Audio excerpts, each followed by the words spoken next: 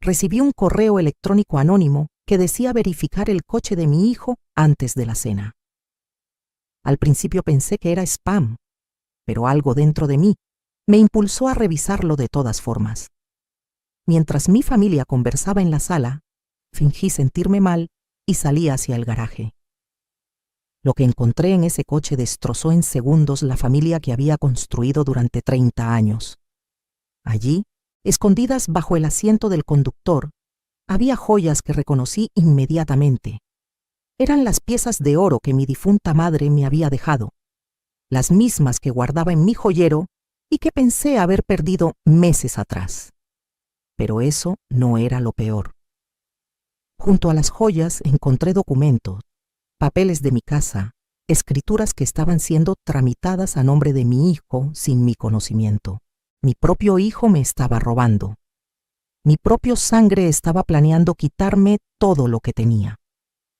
Y cuando levanté la vista, ahí estaba él, parado en la entrada del garaje, mirándome con una frialdad que nunca había visto en sus ojos. No había arrepentimiento, no había vergüenza, solo molestia por haber sido descubierto. Sigue mi historia hasta el final y comenta la ciudad desde donde me estás viendo para saber qué tan lejos ha llegado mi relato. Me llamo Rosa Elena y tengo 68 años. Sé que muchas dirán que a esta edad una ya debería estar descansando, disfrutando de los nietos, tejiendo en el portal de la casa. Pero mi vida nunca fue de descanso. Desde que enviudé hace 15 años, cuando mi esposo murió de un infarto dejándome sola con 3 hijos, todavía dependiendo de mí, cada día ha sido una batalla.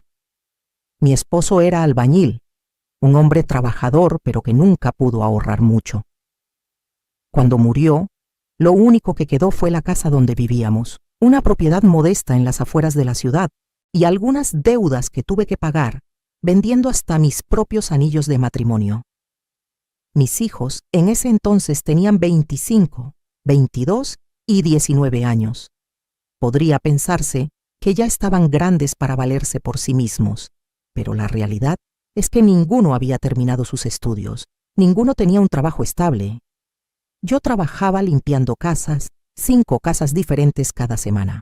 Me levantaba a las 5 de la mañana y regresaba a las 8 de la noche. Mis manos quedaban rojas y agrietadas del cloro y los detergentes. Mi espalda me dolía tanto que había noches en que no podía ni acostarme, tenía que dormir sentada en una silla. Pero nunca me quejé. Una madre no se queja cuando se trata de sus hijos. Con ese dinero pagué que mi hijo mayor, Roberto, terminara su carrera de administración. Pagué que mi hija del medio, Verónica, estudiara enfermería.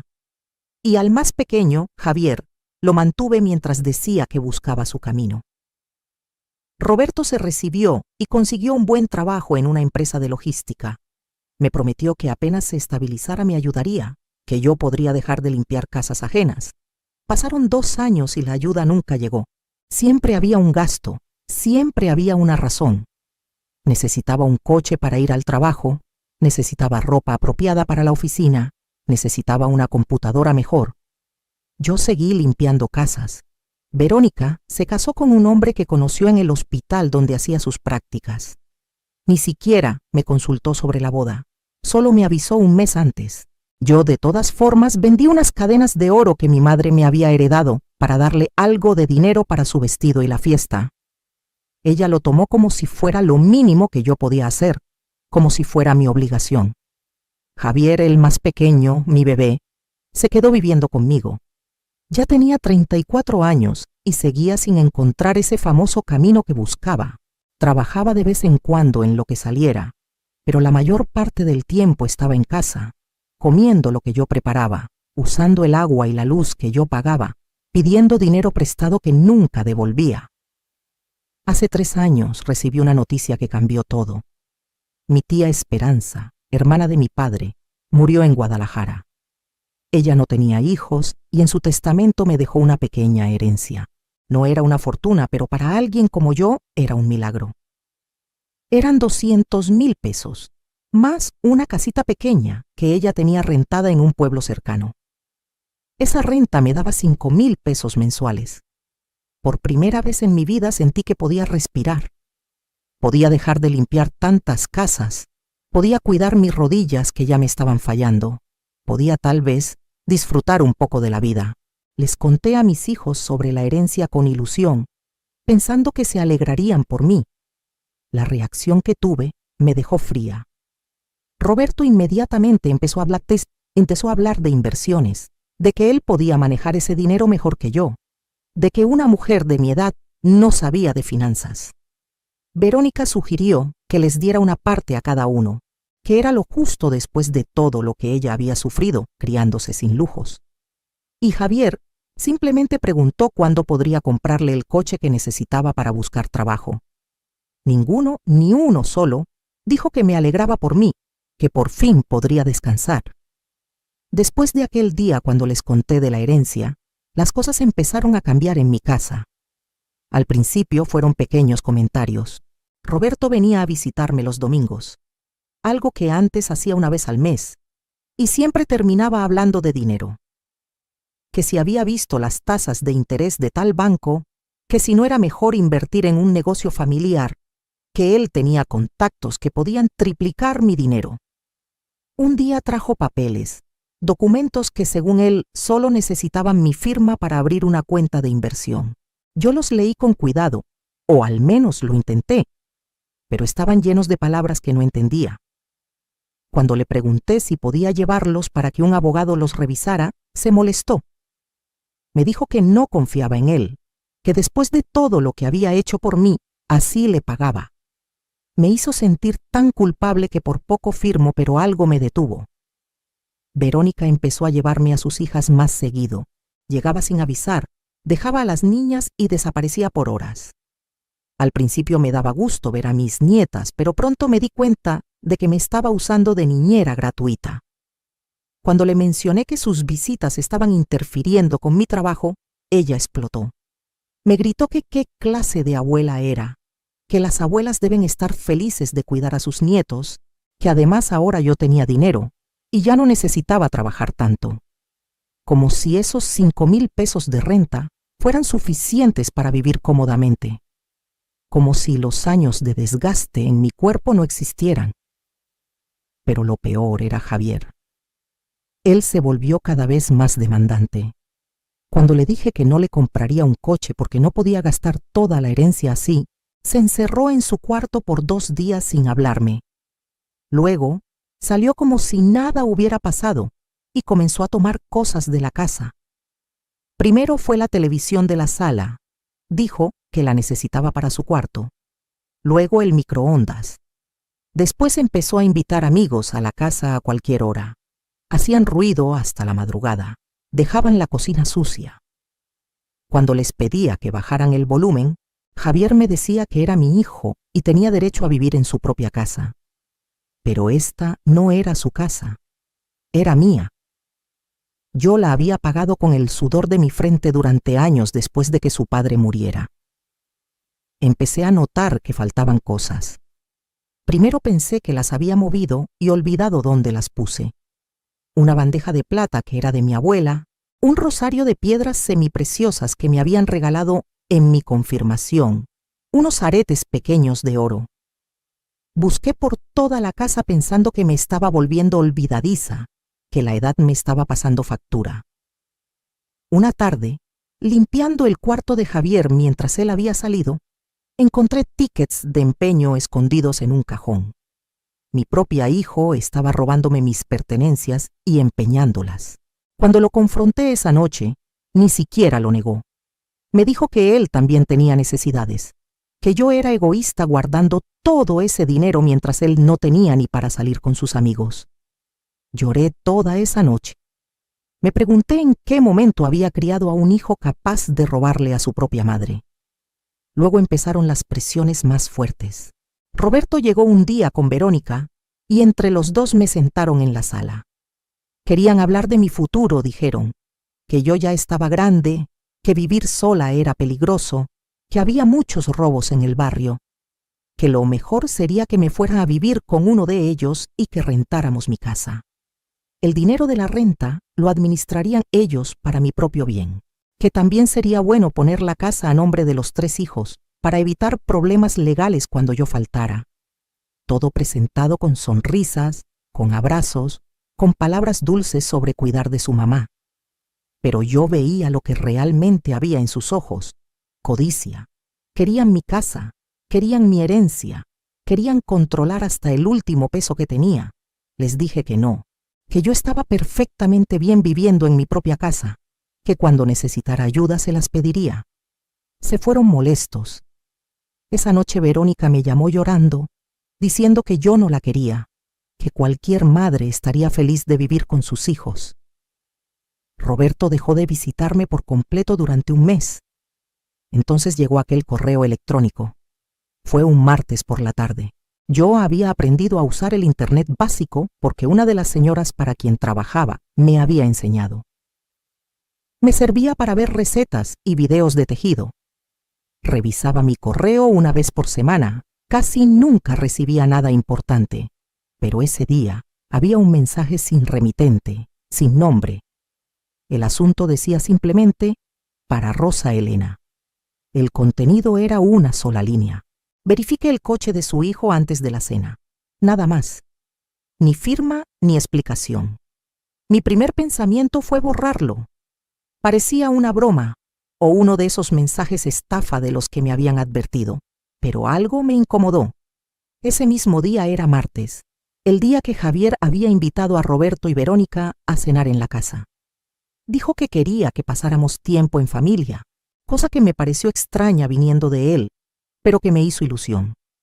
Pensé que tal vez mis hijos finalmente estaban reflexionando, que querían arreglar las cosas. Preparé mole, el platillo favorito de Roberto desde niño. Puse la mesa bonita, con el mantel que bordé hace años. Ellos llegaron puntuales, todos sonrientes, abrazándome, diciéndome qué bien se veía todo. Nos sentamos en la sala a conversar antes de cenar.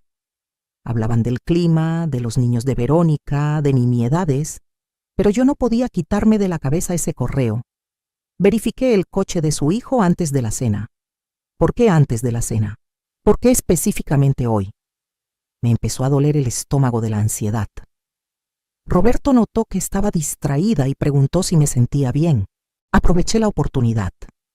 Les dije que me sentía un poco mareada, que tal vez había agarrado sol en la mañana. Verónica inmediatamente sugirió que me recostara un momento, que ellos podían esperar. Era perfecto. Les dije que solo necesitaba un poco de aire fresco, que iba a salir al patio un momento. Pero en lugar de ir al patio, salí por la puerta lateral hacia el garaje. El coche de Javier estaba estacionado ahí. Un coche viejo que había comprado hacía un año, con dinero que nunca supe de dónde sacó. Mi corazón latía tan fuerte que podía escucharlo en mis oídos. Me acerqué despacio, mirando hacia atrás para asegurarme de que nadie me había seguido. Abrí la puerta del conductor, que nunca cerraba con llave. El interior olía a cigarro y a comida rápida. Había basura en el suelo, vasos de café vacíos. Empecé a buscar sin saber exactamente qué buscaba. Revisé la guantera. Solo papeles viejos, multas sin pagar, manuales del coche.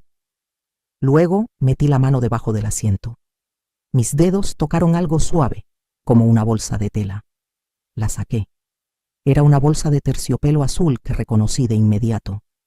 Era donde yo guardaba las joyas de mi madre, en mi closet, en una caja de zapatos en el estante de arriba. Abrí la bolsa con manos temblorosas. Ahí estaban. El collar de perlas que mi padre le regaló a mi madre en su aniversario número 20. Los aretes de oro con rubíes pequeños que ella usó el día de mi boda.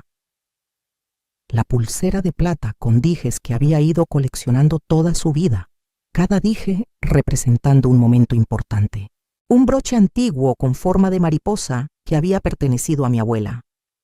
Todas las piezas que yo guardaba como tesoro, no porque fueran particularmente valiosas en dinero, sino porque eran lo único que me quedaba de mi madre.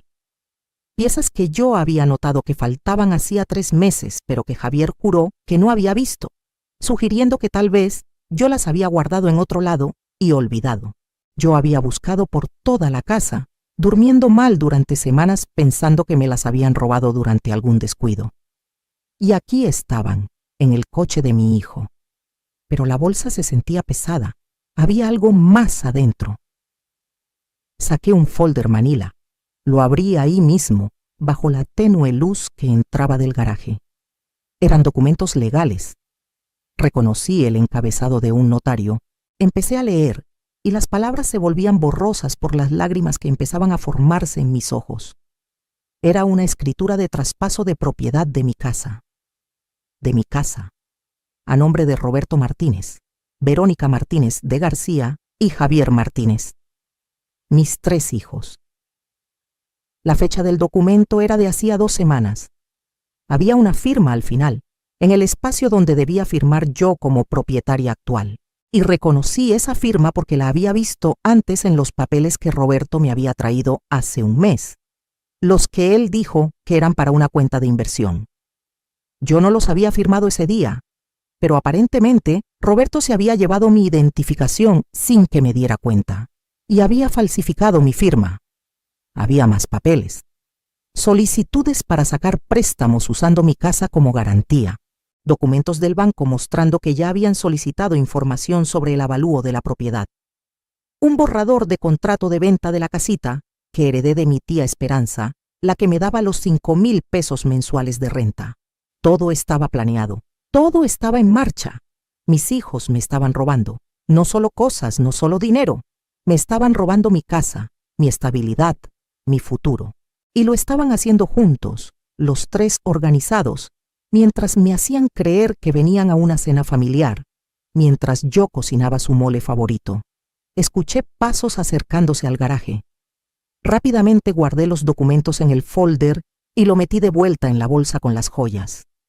Cerré la puerta del coche justo cuando Javier apareció en la entrada del garaje.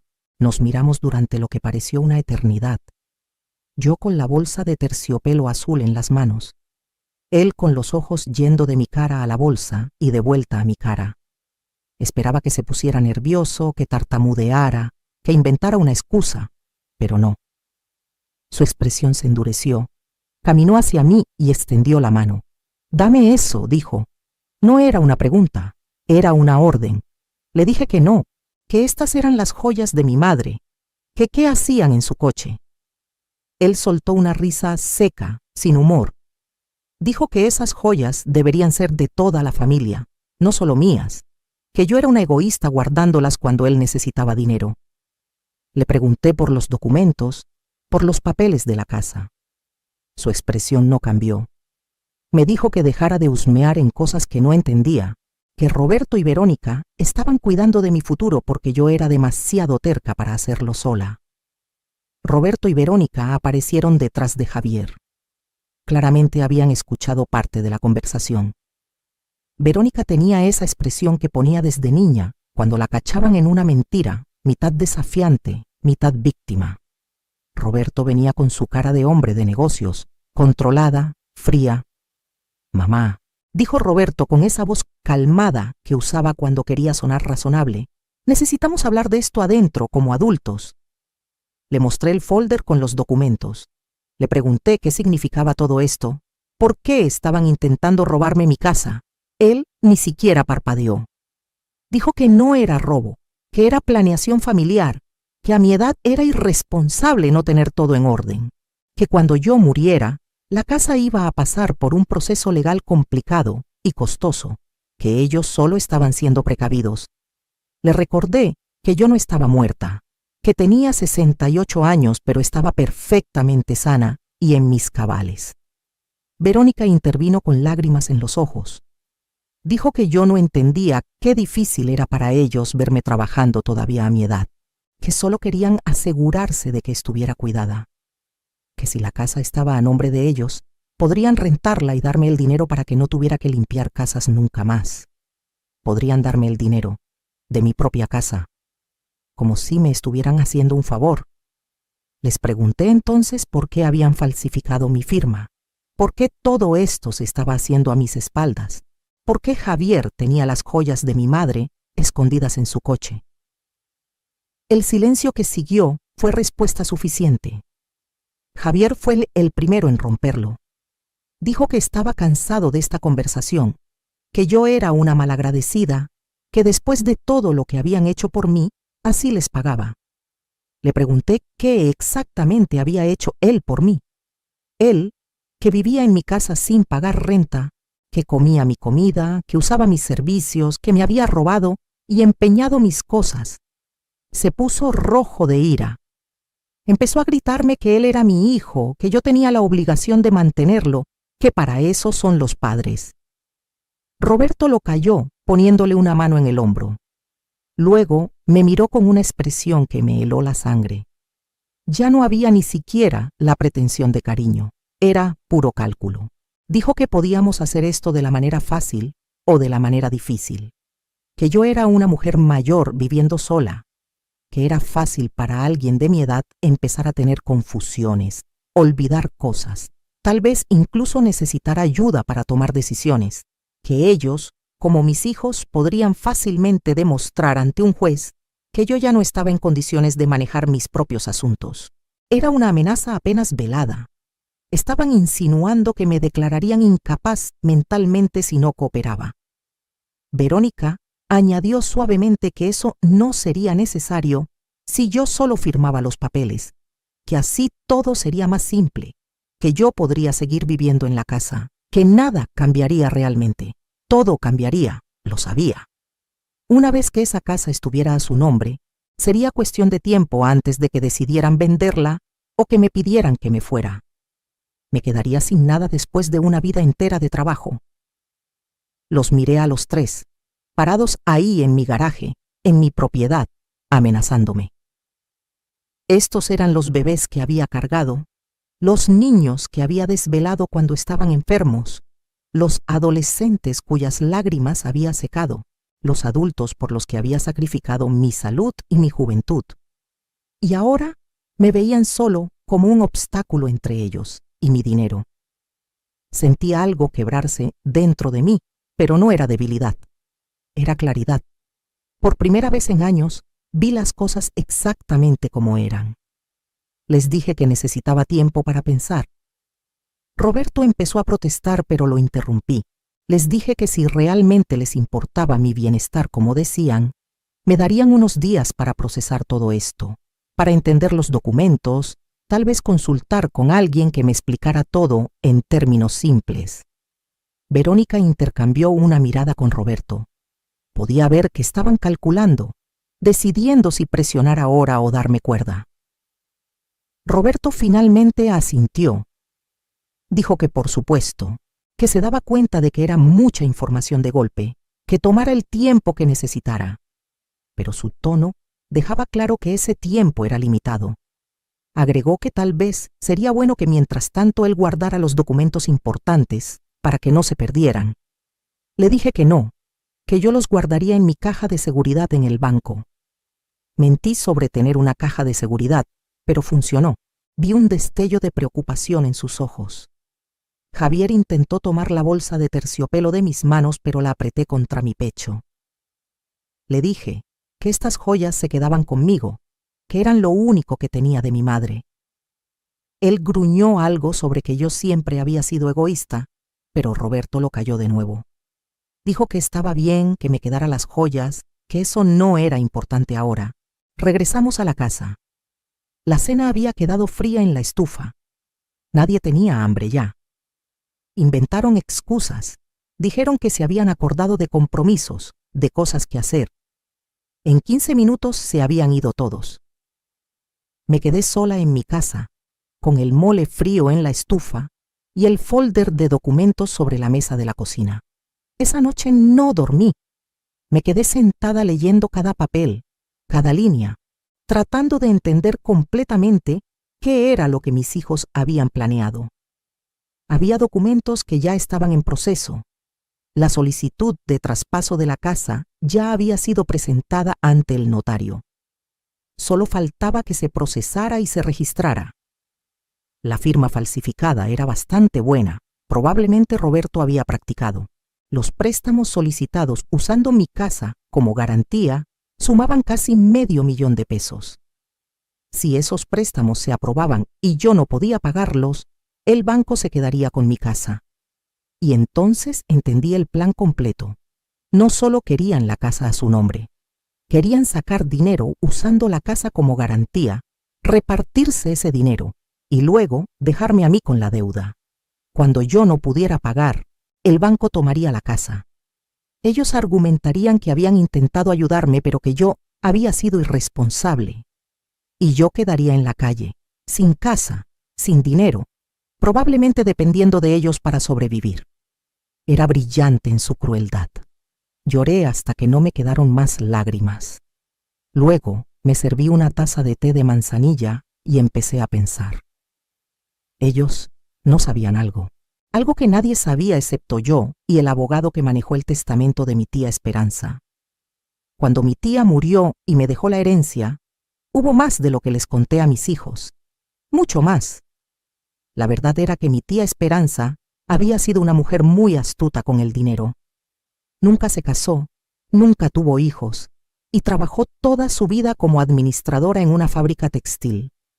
Vivía modestamente, casi frugalmente, pero había estado invirtiendo su dinero sabiamente durante décadas. Cuando murió a los 82 años, su patrimonio era considerable. La casita que les mencioné a mis hijos, la que daba $5,000 de renta mensual, era solo una de 4 propiedades que ella tenía. Las otras 3 estaban en diferentes ciudades, rentadas a través de una administradora de propiedades, generando en total otros $25,000 mensuales. Los $200,000 que les conté era solo lo que había en su cuenta de cheques. Pero ella tenía inversiones en fondos y bonos que sumaban casi $2 millones. Todo eso pasó a mí. El abogado me recomendó no decirle a nadie sobre el monto total de la herencia. Dijo que el dinero cambia a las personas, que era mejor mantener las cosas privadas. Yo en ese momento pensé que estaba siendo paranoico. Mi familia nunca me haría daño por dinero, pensé. Qué ingenua fui. Seguí su consejo de todas formas, más por instinto que por desconfianza real. Solo les conté a mis hijos sobre la casita y los $200,000. El resto lo dejé invertido bajo el manejo de un asesor financiero que el abogado me recomendó. También había algo más que ellos no sabían. Hace 2 años, después de que empezaran las presiones de Roberto sobre inversiones y de que Javier empezara a robarme cosas, consulté con un abogado de forma privada. Le conté sobre mis preocupaciones, sobre cómo sentía que mis hijos me estaban usando. Él me recomendó hacer un testamento muy específico y también crear un fideicomiso con mis propiedades principales. Seguí su consejo. Mi casa, la que mis hijos intentaban robarme, estaba ahora en un fideicomiso del cual yo era la única beneficiaria mientras viviera. Cualquier intento de transferirla, venderla o usar como garantía para préstamos requeriría no solo mi firma, sino también la aprobación del fiduciario, que era el despacho de abogados. Los documentos que Roberto había falsificado eran legalmente inútiles. El notario que estaba procesándolos eventualmente descubriría que la propiedad estaba en fideicomiso y que todo el trámite era fraudulento. Esa misma noche, a las 2 de la mañana, le escribí un correo electrónico a mi abogado. Le conté todo lo que había descubierto, le tomé fotos a todos los documentos y se las envié. A las 9 de la mañana siguiente ya tenía su respuesta. Me citó en su oficina ese mismo día. Cuando llegué, él ya había revisado todo. Me explicó que lo que mis hijos estaban haciendo constituía varios delitos: falsificación de firma, intento de fraude, robo. Podía demandarlos penalmente si quería. Le dije que necesitaba tiempo para decidir qué hacer. Él entendió. Me sugirió que mientras tanto fingiéramos que todo seguía normal, que no dejara saber a mis hijos que había descubierto el alcance de sus planes, que los dejara creer que estaba considerando su propuesta. Mientras tanto, él pondría alertas en todas mis propiedades para que nos avisaran inmediatamente si alguien intentaba hacer cualquier trámite con ellas. Los siguientes días fueron los más difíciles de mi vida. Tuve que fingir normalidad mientras mi corazón estaba roto en 1000 pedazos. Javier seguía en mi casa, actuando como si nada hubiera pasado.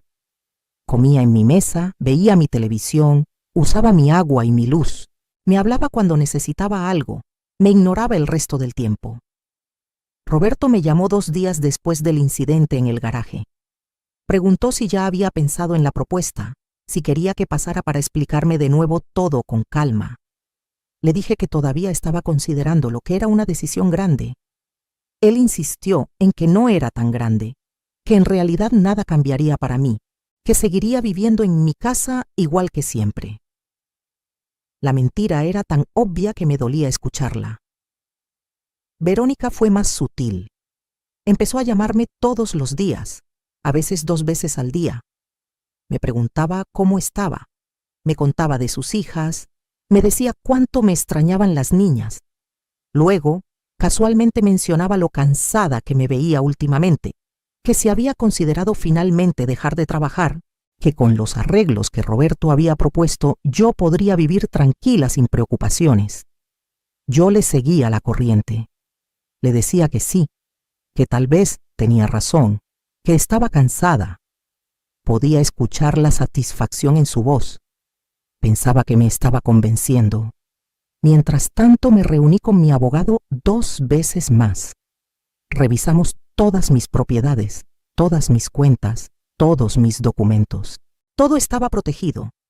Él me sugirió algo más, algo que al principio me pareció extremo pero que después vi la sabiduría.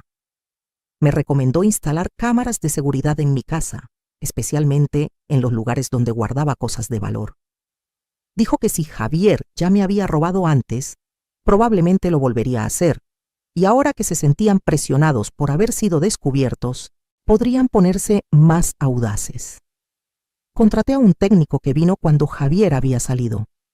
Instalamos 3 cámaras pequeñas, discretas. Una en la sala con vista al comedor, una en el pasillo cerca de mi recámara y una en la cocina. Las cámaras grababan directamente a una nube en Internet. Yo podía ver las grabaciones desde mi teléfono. El técnico me enseñó cómo usarlas. Fue bueno que lo hice. 3 días después, un sábado, cuando yo había ido al mercado, revisé las cámaras desde mi teléfono por curiosidad. Vi a Javier entrando a mi recámara. Abrió mi closet, movió cajas, claramente buscando algo. No encontró las joyas porque ahora las tenía guardadas en la caja de seguridad real que había rentado en el banco. Pero lo vi tomar unas monedas antiguas que mi esposo había coleccionado y un billete de lotería viejo enmarcado que teníamos de recuerdo. Salí del mercado y regresé a casa inmediatamente. Cuando llegué, Javier estaba en la sala viendo televisión como si nada.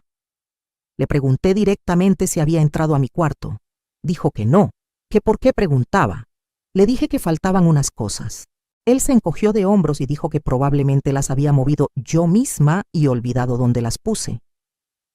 Esa insinuación de que estaba perdiendo la memoria, justo como Roberto había amenazado usar en mi contra, me enfureció, pero me controlé. Solo asentí y dije que probablemente tenía razón. Lo dejé creer que me había engañado. Esa noche le envié el video a mi abogado. Ahora teníamos evidencia clara de robo. Pasó una semana. Roberto empezó a presionar más. Me llamó y dijo que el notario estaba preguntando cuándo iría a firmar los documentos finales que necesitaban proceder.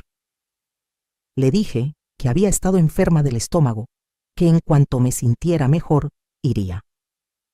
Él ofreció llevarme él mismo, llevar el notario a mi casa si era necesario. Podía escuchar la desesperación empezando a filtrarse en su voz. Probablemente ya había gastado dinero contando con que este fraude funcionaría. Verónica cambió de táctica. Llegó a mi casa llorando una tarde. Dijo que su esposo la estaba tratando mal, que necesitaba dinero para un abogado de divorcio. Me pidió 50,000 pesos. Cuando le dije que no tenía esa cantidad disponible, ella señaló que sí la tenía, que todos sabían de mi herencia. Le dije que ese dinero estaba invertido y no podía sacarlo sin perder intereses. Ella gritó que qué me importaban más, los intereses o el bienestar de mi hija, que qué clase de madre era. Llamé su bluff, le dije que estaba bien, que vendería la casita que me heredó mi tía y le daría el dinero de esa venta. Ella inmediatamente se retractó. Dijo que no quería que hiciera eso, que ella encontraría otra manera. Quedó claro que no necesitaba el dinero para ningún divorcio. Solo estaba probando cuánto podía sacarme. La farsa continuó. Yo actué confundida, cansada, vulnerable. Dejé que creyeran que me estaban convenciendo poco a poco. Roberto me trajo nuevos papeles, más simples, dijo, más fáciles de entender. Eran exactamente lo mismo que antes, pero redactados de forma que parecieran menos amenazantes. Les dije que los leería con calma. Mientras tanto, mi abogado estaba preparando algo más. Sin que mis hijos lo supieran, presentamos una denuncia formal ante la Fiscalía por falsificación de documentos y fraude. No procedimos inmediatamente con ella, pero quedó registrada y fechada. También hice algo más. Contacté a todos los notarios de la ciudad y registré una alerta indicando que si alguien presentaba documentos de mis propiedades, verificaran directamente conmigo por teléfono antes de proceder. Di 3 números de contacto, mi celular, el del despacho de abogados y el del asesor financiero. Cualquier intento de usar documentos falsificados sería inmediatamente detectado. 2 semanas después del descubrimiento en el garaje, Roberto, Verónica y Javier aparecieron juntos en mi casa un domingo. Dijeron que necesitábamos tener una reunión familiar. Trajeron comida, parecían amigables, sonrientes. Comimos juntos, algo que no habíamos hecho en meses. Hablaron de recuerdos de cuando eran niños, de cosas lindas. Yo sabía lo que estaban haciendo. Me estaban ablandando para el golpe final. Después de comer, Roberto sacó los papeles. Dijo que había simplificado todo todavía más, que ahora solo necesitaba mi firma en 3 lugares y todo estaría arreglado. Que podíamos hacerlo ahora, rápido, y yo nunca más tendría que preocuparme por nada. Verónica tomó mi mano. Dijo que sabía que esto era difícil para mí, pero que confiara en ellos, que eran mis hijos y solo querían lo mejor para mí. Javier no dijo nada. Solo me miraba con esos ojos fríos que ya no reconocía como los del bebé que había sido. Tomé los papeles. Los miré como si los estuviera leyendo cuidadosamente. Luego levanté la vista y los miré a los 3. Les pregunté si realmente pensaban que era tan tonta. Las sonrisas se congelaron en sus caras. Roberto preguntó de qué estaba hablando. Saqué mi teléfono. Abrí la aplicación de las cámaras de seguridad y les mostré el video de Javier robando en mi cuarto. La cara de Javier se puso blanca. Verónica empezó a decir que eso no era lo que parecía, pero la interrumpí. Saqué copias de todos los documentos que había encontrado en el coche de Javier, incluyendo los de la falsificación de firma. Los puse sobre la mesa. Les dije que sabía exactamente qué estaban planeando, cada detalle. Roberto intentó tomar control de la situación. Dijo que yo estaba malinterpretando todo, que esos documentos eran solo borradores, ideas que estaban explorando para ayudarme. Le pregunté cómo falsificar mi firma me ayudaba exactamente. Silencio. Entonces hice algo que había estado planeando. Saqué los estados de cuenta de mis inversiones reales, las que ellos no sabían que existían. Les mostré los números. Casi 2 millones de pesos en inversiones, más las 4 propiedades generando renta. Vi sus caras cambiar de la negación a la confusión y luego a la codicia pura. No 2 millones, susurró Verónica. Les dije que sí, que mi tía había sido mucho más exitosa de lo que nadie sabía, que yo había seguido el consejo del abogado de no decirle a nadie, porque aparentemente él entendía mejor que yo cómo el dinero podía cambiar a las personas. Que qué bueno que lo hice, porque ahora veía su verdadera naturaleza. Roberto se recuperó primero. Cambió su táctica completamente. Dijo que esto era maravilloso, que entonces yo estaba todavía mejor protegida de lo que pensaba, que ahora más que nunca necesitaba ayuda profesional para manejar ese patrimonio, que ellos, como mis hijos, estaban en la mejor posición para ayudarme que era su derecho y responsabilidad.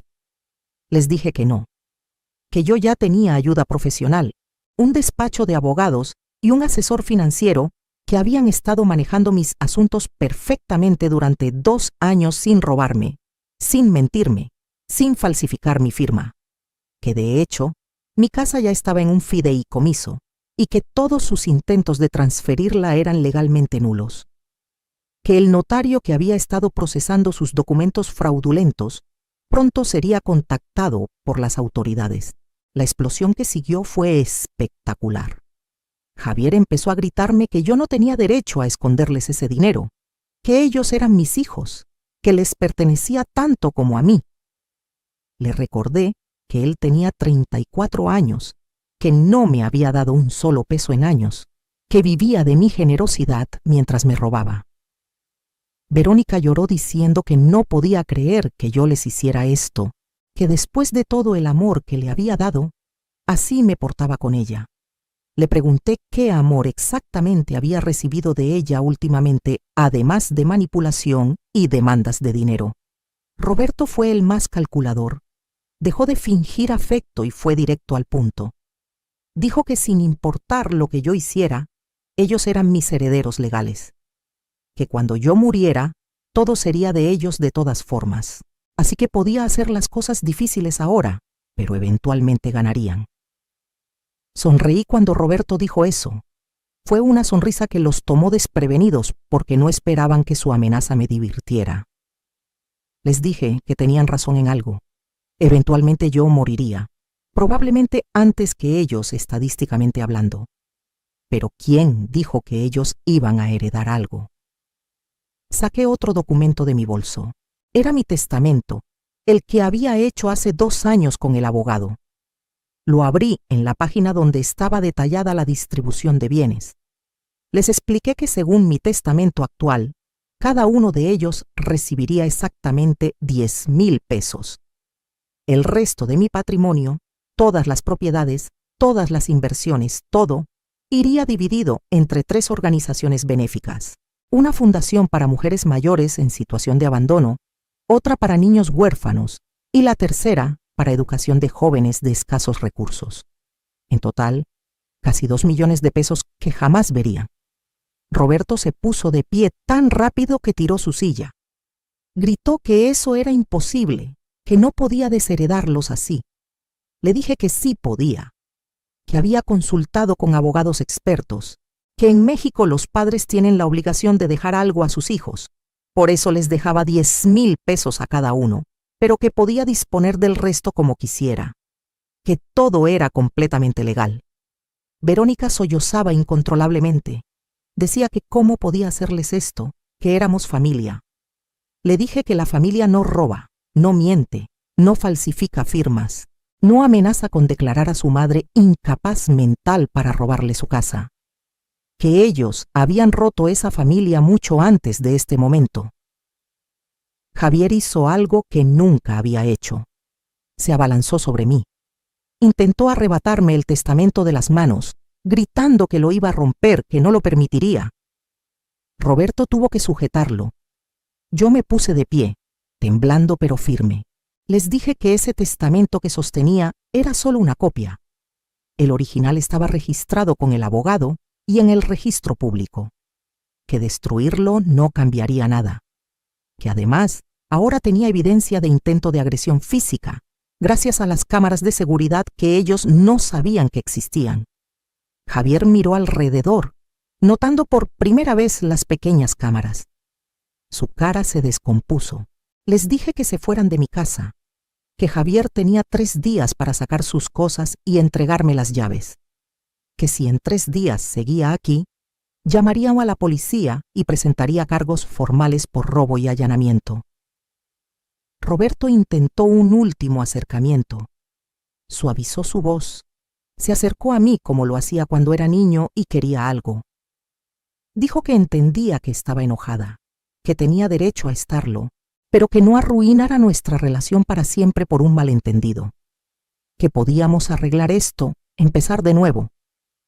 Le dije que no había malentendido, que había visto claramente quiénes eran realmente, que me habían mostrado que me veían solo como una fuente de dinero, no como su madre, que había criado a 3 extraños egoístas y codiciosos, y que parte de esa culpa era mía por haberlos consentido demasiado, por haberles dado todo sin enseñarles el valor del esfuerzo y la gratitud.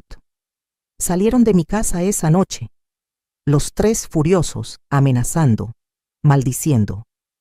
Javier gritó desde la puerta que me arrepentiría, que volvería cuando estuviera vieja y enferma rogando por su ayuda, y él me cerraría la puerta en la cara. Le dije que prefería morir sola, que vivir rodeada de víboras esperando que muriera para robarme. Verónica me maldijo entre sollozos. Dijo que le había arruinado la vida, que todo era mi culpa. Roberto fue el último en irse. Se detuvo en la puerta y me miró con una expresión de odio puro que nunca olvidaré. Dijo que esto no terminaba aquí, que iba a pelear el testamento, que conseguiría doctores que certificaran que yo no estaba en mis cabales, que pasaría el resto de mi vida en tribunales si era necesario. Le dije que hiciera lo que quisiera, que tenía recursos para pelear también, y que a diferencia de él, yo tenía la verdad de mi lado. Cerré la puerta. Me recargué contra ella y me eché a llorar. No de tristeza, aunque había algo de eso.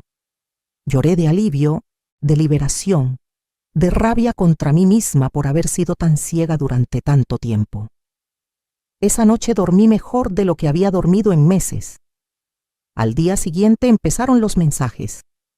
Primero de números que no reconocía, probablemente amigos o parejas de mis hijos, diciendo que era una mala madre, una egoísta, que cómo podía hacerle eso a mi familia. Los bloqueé todos. Luego llamaron primos, tíos lejanos, gente que no había visto en años, todos con la misma historia que obviamente mis hijos les habían contado, que yo me había vuelto loca, que estaba desheredándolos sin razón, que necesitaban intervenir para proteger a la pobre anciana confundida. A algunos les expliqué la verdad. Les conté sobre la falsificación de documentos, los robos, las amenazas. Algunos me creyeron y se horrorizaron. Otros claramente pensaron que estaba exagerando, que seguramente era un malentendido que se podía arreglar. A esos también los corté de mi vida. No tenía energía para convencer a nadie de nada. Javier no salió de la casa en 3 días como le ordené. Al 4.º día, fui con mi abogado y presentamos formalmente los cargos. La policía llegó a mi casa esa tarde con una orden. Javier tuvo que salir esposado mientras los vecinos miraban. Gritaba que yo lo estaba traicionando, que era su madre y debería protegerlo, no entregarlo a la policía. Uno de los policías me preguntó si estaba segura de proceder con los cargos. Le dije que sí. Mi hijo pasó 2 noches en la cárcel antes de que Roberto pagara su fianza, pero los cargos seguían activos. El robo estaba documentado en video, las joyas habían sido recuperadas del lugar donde las había empeñado. Todo gracias al ticket que encontré. Tenía caso. Roberto contrató un abogado. Empezó el proceso para pelear el testamento exactamente como había amenazado. También intentó presentar cargos contra mí por difamación, alegando que yo estaba esparciendo mentiras sobre ellos. Pero mi abogado tenía toda la evidencia. Los documentos falsificados, los videos, los testimonios del notario que confirmó que alguien había intentado procesar documentos fraudulentos. El caso de Roberto fue desestimado en 2 semanas. Durante los siguientes 2 meses, viví en una paz que no había experimentado en años. Javier obviamente ya no vivía conmigo. La casa estaba limpia, silenciosa, mía. No tenía que cocinar para nadie más que para mí. No tenía que limpiar desastres de otras personas. No tenía que esconder mis cosas valiosas o preocuparme de que me las robaran. Seguí trabajando limpiando casas, pero ahora solo 2 casas por semana en lugar de 5. Mis rodillas me lo agradecían. Con la renta de las propiedades que heredé de mi tía, más algunas distribuciones pequeñas de mis inversiones que mi asesor financiero me recomendó, tenía suficiente para vivir cómodamente. Empecé a hacer cosas que nunca había hecho. Me uní a un grupo de baile folclórico para mujeres mayores que se reunía los martes en el centro comunitario. Tomé un curso de repostería porque siempre quise aprender a hacer pasteles decorados. Hice amigas, mujeres de mi edad, que también habían pasado por dificultades, que entendían. Les conté mi historia. Algunas se horrorizaron, otras me dijeron que habían pasado por cosas similares con sus propios hijos. Una de ellas, Carmen, me contó que sus hijos la habían metido en un asilo sin su consentimiento y habían vendido su casa, quedándose con el dinero. Ella había tenido que pelear legalmente durante 3 años para salir y recuperar algo de su patrimonio. Comparado con eso, yo había actuado a tiempo. Roberto intentó un último acercamiento. Me envió una carta larga, escrita a mano. En ella decía que había reflexionado, que se daba cuenta de que las cosas se habían salido de control, que nunca fue su intención lastimarme, que la presión de mantener a su familia, de cumplir expectativas, lo había llevado a tomar malas decisiones, que me pedía perdón y quería reconstruir nuestra relación, que entendía si no quería cambiar el testamento, pero que al menos le diera la oportunidad de demostrarme que podía ser un buen hijo de nuevo. Era una carta bien escrita, emotiva, casi convincente, pero la leí con el aprendizaje de los últimos meses. Noté que en ninguna parte admitía específicamente qué había hecho mal. No mencionaba la falsificación de firma, el intento de robarme la casa, las amenazas de declararme incapaz. Solo hablaba vagamente de malas decisiones y presiones. Era una disculpa calculada para obtener lo que quería, sin realmente aceptar responsabilidad. No le respondí. Una semana después apareció en mi casa. Tocó la puerta un domingo por la mañana. Cuando abrí y lo vi ahí, me pidió solo 5 minutos de mi tiempo. Había adelgazado, se veía cansado. Una parte de mí, la parte que todavía era su madre después de todo, sintió una punzada de preocupación. Pero me mantuve firme. Le dije que no teníamos nada de qué hablar. Él insistió. Dijo que por favor, que era su madre, que no podía cerrarle la puerta así. Le dije que él había cerrado la puerta de nuestra relación cuando decidió robarme, que las acciones tienen consecuencias, que yo le había enseñado eso cuando era niño, pero aparentemente no aprendió la lección. Se arrodilló. Ahí en el portal de mi casa, un hombre de 43 años se arrodilló frente a mí y empezó a llorar.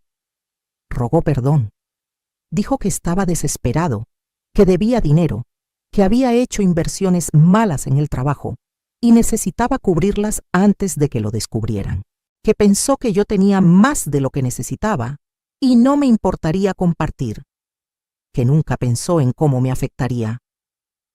El hecho de que Roberto admitiera que había hecho inversiones malas con dinero que probablemente no era suyo y que su plan era robarme a mí para cubrir sus errores, solo confirmó que había tomado la decisión correcta. Le dije que se levantara, que estaba haciendo un espectáculo frente a los vecinos. Se levantó, pero no se fue. Preguntó qué tenía que hacer para que lo perdonara.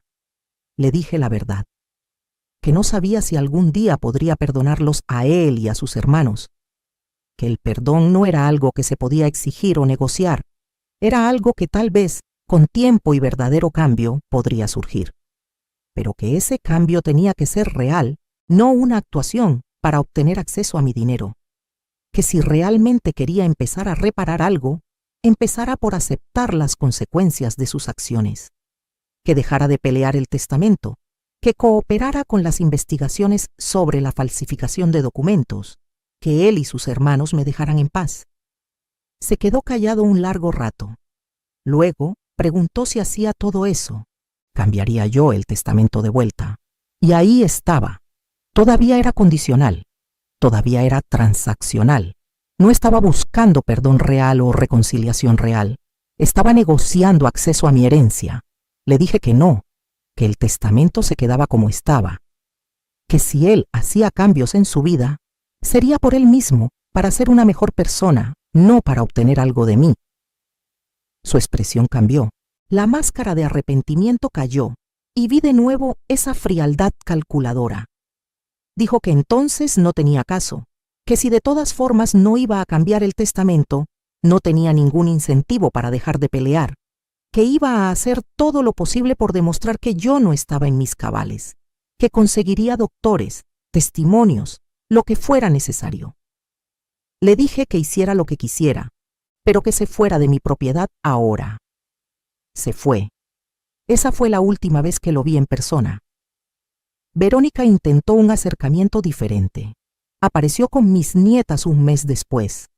Las niñas corrieron hacia mí gritando «abuela», abrazándome. Me partió el corazón. Yo amaba a esas niñas. Las extrañaba terriblemente. No era culpa de ellas lo que su madre había hecho. Verónica lo sabía. Estaba usando a las niñas como arma emocional. Me dijo que las niñas me extrañaban mucho, que preguntaban por mí todo el tiempo, que no entendían por qué ya no las veía, que los problemas entre nosotras no tenían por qué afectar mi relación con mis nietas. Las niñas me preguntaron si podían pasar a jugar, si tenía galletas como antes. Miré a Verónica. Ella tenía esa expresión de triunfo apenas disimulada. Pensaba que me tenía acorralada. Me agaché al nivel de las niñas.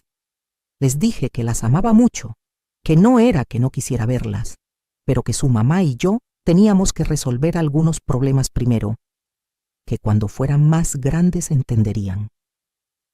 Una de ellas, Sofía, de 6 años, preguntó si era porque mami había dicho cosas feas de mí. Me quedé helada. Miré a Verónica. Ella se puso roja. Le pregunté a Sofía qué cosas había escuchado decir a su mami. La niña, con esa honestidad brutal de los niños, dijo que su mami le había dicho a su papi que yo era una vieja egoísta y tacaña, y que cuando me muriera iban a pelear para quitarle todo mi dinero a las fundaciones y quedárselo ellos, que estaban hablando con abogados para encontrar formas de romper el testamento. Verónica intentó callar a Sofía, decirle que no dijera esas cosas, que había entendido mal. Pero el daño estaba hecho. No solo había confirmación de que seguían planeando robarme incluso después de muerta, sino que lo estaban discutiendo frente a niñas pequeñas, envenenándolas contra mí. Le dije a Verónica que tomara a las niñas y se fueran. Ella intentó protestar, pero la interrumpí. Le dije que usar a las niñas como herramienta de manipulación era lo más bajo que había hecho, y eso ya era decir mucho. Que no iba a permitir que continuara hablando mal de mí frente a ellas. Que cuando las niñas fueran mayores, si querían buscarme, mis puertas estarían abiertas. Pero que mientras tanto, ella y sus hijas no eran bienvenidas en mi casa. Las niñas empezaron a llorar confundidas. Verónica las tomó de las manos y se fueron, pero no sin antes gritarme que yo era la que estaba destruyendo esta familia, que esto era culpa mía. La vi irse y lloré. Lloré por las niñas que no merecían estar en medio de esto. Lloré por la relación que probablemente nunca tendría con ellas. Pero me mantuve firme. No podía permitir que me manipularan usando a las niñas. Sería establecer un precedente de que podían hacer lo que quisieran mientras tuvieran la palanca emocional correcta. Los meses pasaron. El caso penal contra Javier avanzó lentamente a través del sistema judicial. Mi abogado dijo que probablemente terminaría en un acuerdo, tal vez libertad condicional, dado que era su primera ofensa registrada y el monto robado no era enorme, pero quedaría en su récord. Los intentos de Roberto de invalidar mi testamento fueron a ninguna parte. 2 doctores examinaron mi salud mental a petición del juez. Ambos certificaron que yo estaba completamente competente, lúcida y capaz de tomar mis propias decisiones. El juez desestimó la petición de Roberto con un comentario seco sobre hijos adultos que sienten que tienen derecho al dinero de sus padres. Lentamente, empecé a reconstruir mi vida no alrededor de mis hijos, sino alrededor de mí misma. Era raro al principio. Había sido madre durante más de 40 años. Toda mi identidad estaba atada a ese rol. Tomar decisiones basadas solo en lo que yo quería, no en lo que mis hijos necesitaban, se sentía egoísta. Pero mi terapeuta, sí, empecé a ir a terapia. Me ayudó a entender que no era egoísmo, era autocuidado. Era reconocer mi propio valor más allá de lo que podía dar a otros. Vendí una de las propiedades que heredé de mi tía, la más pequeña. Con ese dinero hice algo que siempre había soñado, pero nunca pensé que sería posible. Viajé. Fui a Oaxaca, recorrí las zonas arqueológicas, comí en mercados locales, compré artesanías. Fui a Chiapas, vi las cascadas de Agua Azul, navegué por el cañón del Sumidero. Fui a Guanajuato, caminé por sus calles de colores, asistí al Festival Cervantino. Cada viaje era una revelación. Yo, una mujer de casi 70 años que había pasado la mayor parte de su vida limpiando casas y criando hijos, estaba viendo mi propio país como turista. Estaba conociendo gente, aprendiendo cosas, viviendo. En uno de esos viajes, en San Miguel de Allende, conocí a un hombre.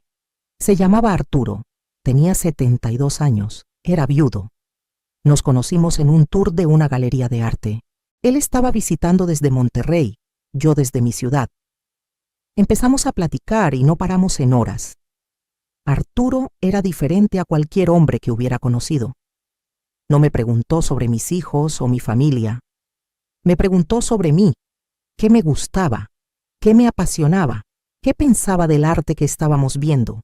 Me escuchaba realmente, no solo esperando su turno para hablar. Pasamos ese día juntos recorriendo San Miguel. Cenamos en un pequeño restaurante en una terraza con vista a la ciudad iluminada. Cuando terminó el fin de semana, intercambiamos números. Pensé que tal vez me llamaría una vez, tal vez dos, y luego desaparecería como suelen hacer los encuentros casuales. Pero Arturo me llamó 3 días después. Y luego otra vez. Y otra. Empezamos a hablar por teléfono regularmente, videollamadas, donde platicábamos de todo. Él me contó sobre su esposa, que había muerto de cáncer 5 años atrás, sobre sus 2 hijas que eran profesionistas exitosas y vivían en Estados Unidos, sobre cómo había pasado los últimos años sintiendo que su vida ya había terminado, que solo estaba esperando el final. Yo le conté mi historia. Todo. Los años de sacrificio, la traición de mis hijos, el testamento, todo. Esperaba juicio, o al menos incomodidad. En cambio, él dijo que era una de las mujeres más valientes que conocía, que defender tu propia dignidad contra tus propios hijos requería un coraje que la mayoría de las personas no tienen. Nos volvimos a ver 2 meses después. Esta vez él vino a mi ciudad. Lo llevé a conocer los lugares que me gustaban, los mercados donde compraba mis verduras, la panadería donde hacía años que compraba pan. Lo presenté con mis amigas del grupo de baile. Ellas lo interrogaron como si fueran mi comité de protección personal. Arturo pasó la prueba. Él y yo empezamos una relación. Nada intenso o dramático. A nuestra edad no necesitábamos drama. Era compañía, conversación, alguien con quien compartir una taza de café en la mañana o una película en la tarde. Alguien que me valoraba por quien era, no por lo que podía darle. No vivíamos juntos. Cada uno tenía su propia casa, su propio espacio. Pero viajábamos juntos, nos visitábamos, hablábamos todos los días. Era feliz, genuinamente feliz. Y con esa felicidad vino claridad. Me di cuenta de que había pasado décadas de mi vida sintiendo que mi valor venía de cuánto podía sacrificarme por otros. Mientras más daba, más sufría, más me sacrificaba, más valiosa era como madre, como mujer. Pero eso era mentira. Mi valor no venía de mi sufrimiento. Venía de ser una persona completa con mis propios sueños, necesidades y derechos. Un día, casi 1 año después de la confrontación con mis hijos, recibí otra llamada de Roberto. Su voz sonaba diferente, cansada. Dijo que había perdido su trabajo, que la empresa había descubierto las inversiones malas que había hecho con fondos de la compañía y lo habían despedido, que estaba enfrentando posibles cargos criminales, que su esposa lo había dejado, que lo había perdido todo. Hubo una pausa larga. Luego preguntó si podía prestarle dinero para un abogado. No mucho, dijo. Solo 50,000 pesos. Los devolvería, prometió. Sentí muchas cosas al escuchar eso. Una parte de mí, la parte maternal que nunca desaparece completamente, quería ayudar. Quería rescatarlo como había hecho tantas veces cuando era niño, pero ya no era un niño. Era un hombre de 43 años que había tomado decisiones terribles, que había intentado robarme, que me había amenazado. Las consecuencias de sus acciones lo habían alcanzado. Le dije a Roberto que no le prestaría dinero. Escuché su respiración pesada al otro lado de la línea. Preguntó si realmente iba a dejar que su propia madre lo dejara caer así, enfrentar la cárcel, perderlo todo. Le dije que yo no lo estaba dejando caer, que él se había tirado solo con sus propias decisiones, que falsificar documentos en el trabajo, robar fondos de la empresa, esas fueron sus elecciones, así como intentar robarme a mí fue su elección, que yo le había ofrecido todo cuando era joven, educación, apoyo, amor, que él había tomado todo eso y lo había desperdiciado convirtiéndose en alguien que roba y miente, que esto no era mi responsabilidad arreglar. Hubo silencio. Luego dijo algo que me sorprendió por su honestidad. Dijo que tenía razón, que todo esto era culpa suya, que había pasado el último año culpándome a mí, odiándome, pero que la verdad era que él había arruinado su propia vida, que lamentaba todo lo que me había hecho, que entendía si nunca podía perdonarlo, que solo quería que supiera que finalmente lo entendía. Colgó antes de que pudiera responder. No sé si fue una disculpa real o un último intento de manipulación. Honestamente, ya no me importaba. Roberto tuvo que enfrentar sus consecuencias. Terminó con libertad condicional y servicio comunitario, similar a Javier. Su carrera en logística estaba terminada. Ninguna empresa lo contrataría después de eso. Escuché por terceros que estaba trabajando en ventas de autos usados. Verónica se divorció finalmente de su esposo, pero no por las razones que había inventado antes. Él la dejó cuando descubrió que ella había estado robando dinero de sus cuentas conjuntas para alimentar un hábito de apuestas en línea que nadie sabía que tenía. Ella tuvo que mudarse a un apartamento pequeño con las niñas. Javier vagó de trabajo en trabajo, nunca durando más de unos meses en cada lugar. La última vez que supe de él, estaba viviendo con una novia que lo mantenía. Mis 3 hijos, todos enfrentando las consecuencias de vidas construidas sobre mentiras, manipulación y el sentimiento de que el mundo les debía algo. Yo seguí con mi vida. Arturo me pidió que me casara con él en nuestro aniversario de 2 años de relación. Le dije que sí. No hicimos una boda grande, solo nosotros 2, un juez, y mis amigas del grupo de baile como testigos. Arturo tampoco tenía mucha familia cerca. Hicimos un pacto prenupcial claro. Lo que era mío se quedaba mío. Lo que era suyo se quedaba suyo.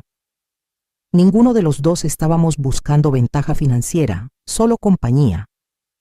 Nos mudamos juntos a una casa nueva que compramos juntos, cada uno poniendo la mitad. Vendí mi casa vieja, la que Roberto y sus hermanos habían intentado robarme. No quería vivir más ahí con todos esos recuerdos. La casa nueva era más pequeña pero más bonita, en un vecindario tranquilo, con un jardín donde Arturo cultivaba verduras y yo plantaba flores. Actualicé mi testamento. Ahora dejaba una pequeña cantidad para las hijas de Arturo, que siempre habían sido amables conmigo. Para mis propios hijos, la cantidad se quedó igual, 10,000 pesos cada uno. El resto seguía yendo a las fundaciones benéficas. Agregué una cláusula específica.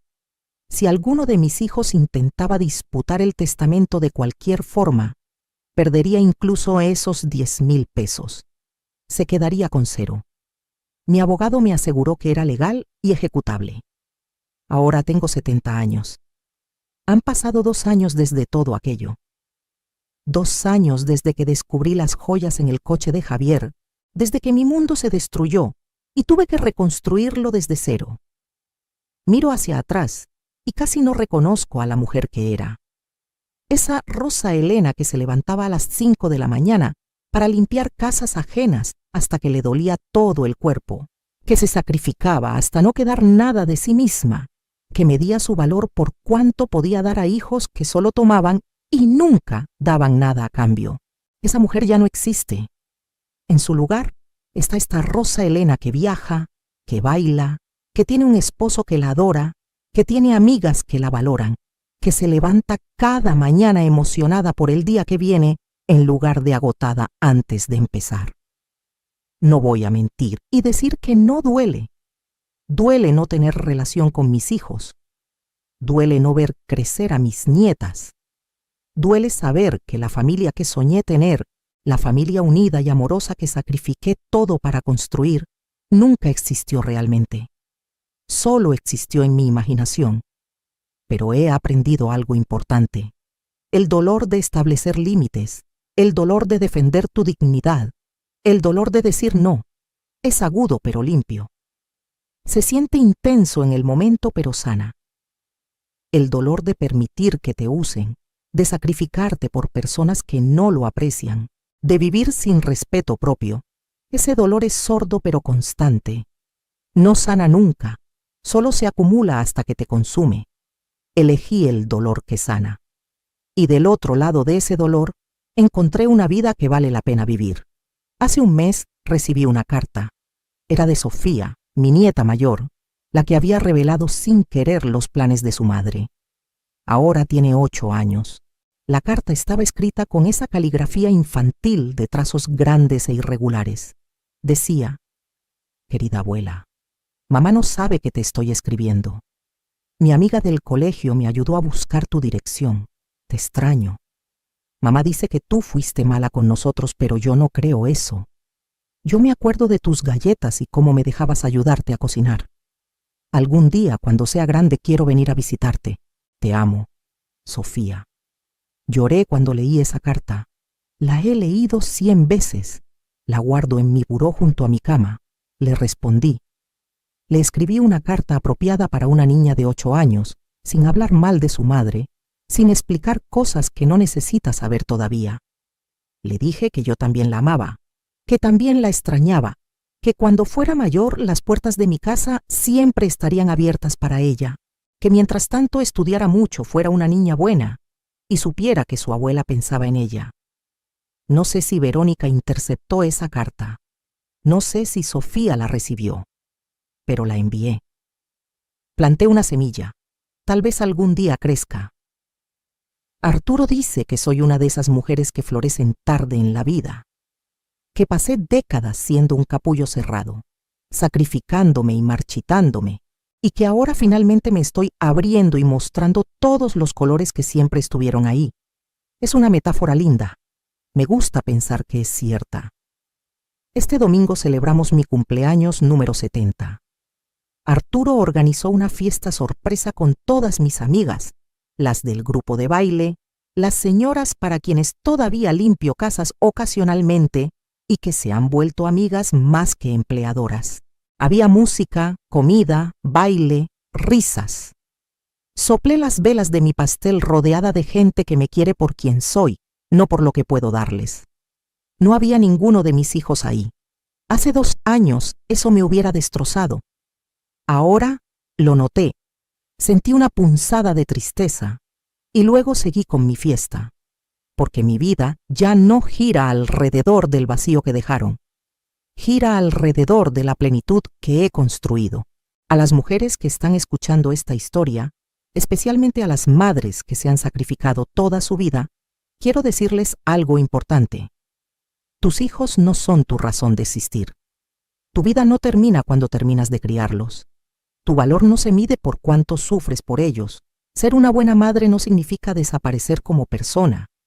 No significa aceptar abuso, manipulación o falta de respeto porque vinieron de tu vientre. Tus hijos te deben respeto, gratitud y consideración. No les debes cada centavo que tienes, cada minuto de tu tiempo, cada gramo de tu energía. Tienes derecho a una vida propia. Tienes derecho a establecer límites. Tienes derecho a decir no. Tienes derecho a proteger lo que has trabajado toda tu vida para construir. Y si tus hijos adultos reaccionan a esos límites con rabia, manipulación o amenazas, eso te dice todo lo que necesitas saber sobre la relación. No eres una mala madre por defenderte. Eres una mujer con dignidad propia. Durante años me sentí culpable. Me preguntaba si había sido demasiado dura, si debería haber dado más oportunidades, si debería haber perdonado y olvidado. Mi terapeuta me hizo una pregunta que cambió mi perspectiva. Me preguntó, si una amiga viniera a ti y te contara que sus hijos la estaban robando, falsificando su firma para robarle su casa, amenazándola con declararla incapaz mental y usando a sus nietos para manipularla, ¿qué le aconsejarías? Le dije que le diría que cortara contacto inmediatamente, que se protegiera, que llamara a la policía. Mi terapeuta preguntó entonces por qué no merecía yo el mismo consejo que le daría a una amiga. No tuve respuesta para eso, porque no había respuesta lógica. Solo culpa irracional, solo la creencia que me habían inculcado toda mi vida de que las madres deben sufrir en silencio, aguantar todo, perdonar todo. Estoy aquí para decirles que eso es mentira. Una mentira que mantiene a las mujeres, especialmente las mujeres mayores, atrapadas en situaciones abusivas. Mereces mejor. Yo merecía mejor. Y finalmente me di cuenta de eso. No sé qué pasará con mis hijos eventualmente. Tal vez algún día tendrán una epifanía real, no manipulada, sobre lo que hicieron. Tal vez buscarán reconciliación genuina, tal vez no. Ya no está en mis manos. Lo único que está en mis manos es cómo vivo el resto de mi vida. Y he decidido vivirla con alegría, con dignidad, con amor propio. He decidido vivirla rodeada de gente que me valora. He decidido vivirla haciendo las cosas que siempre soñé pero nunca me permití. He decidido vivirla siendo egoísta, según la definición de mis hijos. Pero según mi definición, he decidido vivirla finalmente siendo yo misma. Tengo 70 años. Si vivo hasta los 80 o 90, todavía me quedan 10 o 20 años. Esos años no los voy a pasar rogando por migajas de afecto de gente que me ve como una fuente de dinero.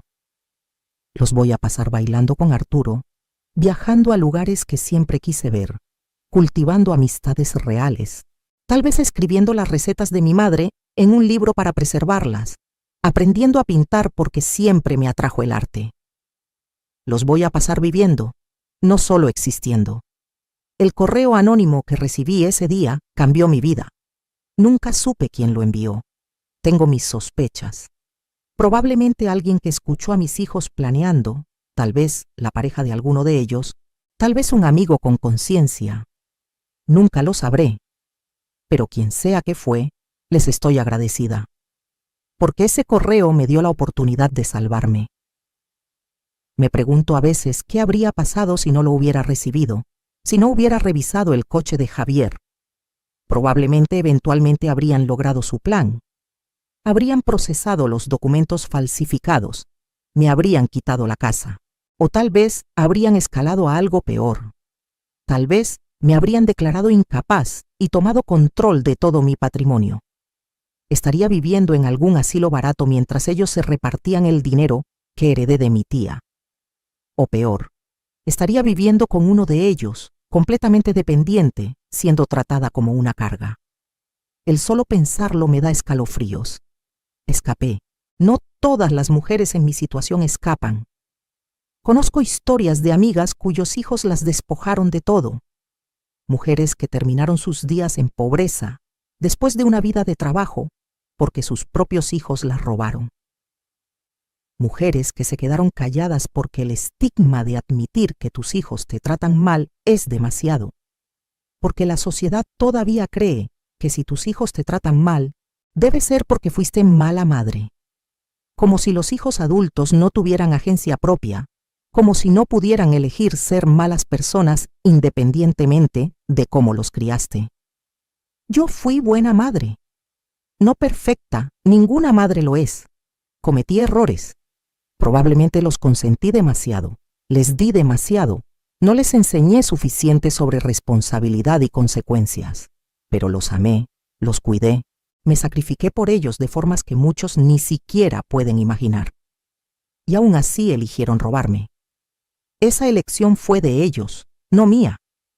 Su codicia, su falta de empatía, Su disposición a destruir a su propia madre por dinero, eso vino de ellos. Yo no planté esas semillas. Tal vez la sociedad lo hizo, con sus mensajes constantes de que tu valor se mide en tu cuenta bancaria. Tal vez sus amistades lo hicieron, con comparaciones constantes sobre quién tiene más. Tal vez simplemente hay algo roto en ellos que yo nunca pude ver cuando eran pequeños. No importa ya. Lo que importa es que yo sobreviví, que recuperé mi vida, que ahora, cuando me miro en el espejo, veo a una mujer que me gusta. Veo fuerza, veo sabiduría ganada con dolor, veo a alguien que finalmente se puso a sí misma primero. Y esa mujer es hermosa, no de la forma convencional. Tengo 70 años, tengo arrugas, tengo manchas de la edad. Mi cuerpo muestra cada uno de los años que he vivido y trabajado. Pero es un cuerpo que me ha servido bien. Manos que limpiaron 1000 casas y ahora plantan flores en mi jardín. Rodillas que dolieron subiendo escaleras ajenas y ahora bailan folclore. Espalda que se dobló bajo el peso de baldes de agua y ahora se endereza con dignidad propia. Si pudiera hablarle a la Rosa Elena de hace 2 años, la que estaba a punto de abrir ese correo anónimo, le diría que se prepare. Que lo que viene va a doler más de lo que puede imaginar. Que va a cuestionar todo lo que pensaba que sabía sobre su familia, sobre sí misma, sobre lo que significa ser madre. Que va a tener noches donde llore tanto que piense que nunca va a parar. Pero también le diría que del otro lado de todo ese dolor hay una vida que vale la pena. Hay libertad, hay paz, hay alegría real. Hay bailes los martes con amigas que se ríen tan fuerte que les duele el estómago. Hay viajes a lugares hermosos con un hombre que la trata como la reina que es. Hay mañanas donde se despierta emocionada por el día en lugar de agotada antes de empezar. Hay noches donde duerme profundamente en lugar de preocupándose sobre qué cosa van a pedir o tomar sus hijos ahora. Le diría que vale la pena, que defender tu dignidad siempre vale la pena. A las hijas e hijos que están escuchando esto, los que tienen buenas relaciones con sus padres, cuídenlas. Aprecien los sacrificios que hicieron por ustedes. No den por sentado que siempre estarán ahí. Traten a sus padres con el respeto y amor que merecen, no solo cuando necesiten algo. Y si tienen padres mayores con recursos, nunca, jamás, los vean como una herencia esperando a suceder. Son personas completas con sus propias vidas, sus propios sueños, su propio derecho a disfrutar lo que trabajaron para conseguir. No tienen obligación de dejarte nada. Si lo hacen, es un regalo, no un derecho. Y para las hijas e hijos que se reconocen en esta historia, los que han tratado a sus padres como yo fui tratada, solo les diré esto. Las consecuencias vienen. Tal vez no hoy, tal vez no mañana, pero vienen. Y cuando lleguen, cuando sus padres finalmente establezcan límites o los corten completamente, no será crueldad. Será supervivencia. Será la cosecha de las semillas que ustedes plantaron. Cuando me preguntan si me arrepiento de algo, de haber cortado a mis hijos de mi vida, de haber cambiado el testamento, de haber presentado cargos contra Javier, mi respuesta es siempre la misma: no. No me arrepiento de nada. Me arrepiento de no haberlo hecho antes. Me arrepiento de los años que desperdicié permitiendo que me trataran mal, pensando que eventualmente cambiarían, que eventualmente me valorarían.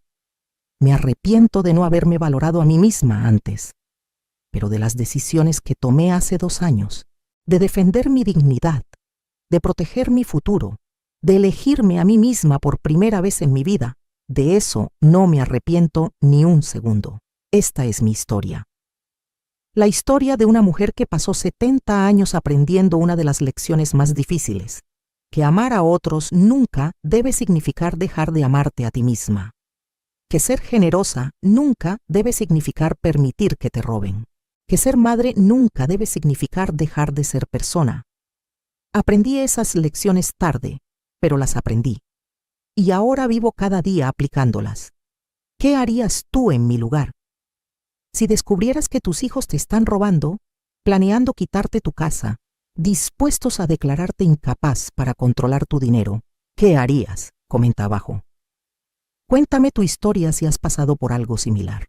Y comenta la ciudad desde donde me estás viendo para saber qué tan lejos ha llegado mi relato. Porque si mi historia puede ayudar, aunque sea a una mujer, a darse cuenta de que merece mejor, a una madre a entender que poner límites no es crueldad, a una persona mayor a defender su dignidad, entonces todo lo que pasé valió la pena.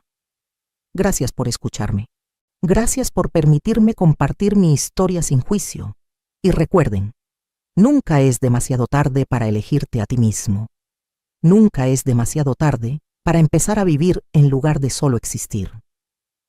Yo lo hice a los 68. Tú puedes hacerlo a cualquier edad. La vida que mereces te está esperando. Solo tienes que ser lo suficientemente valiente para reclamarla.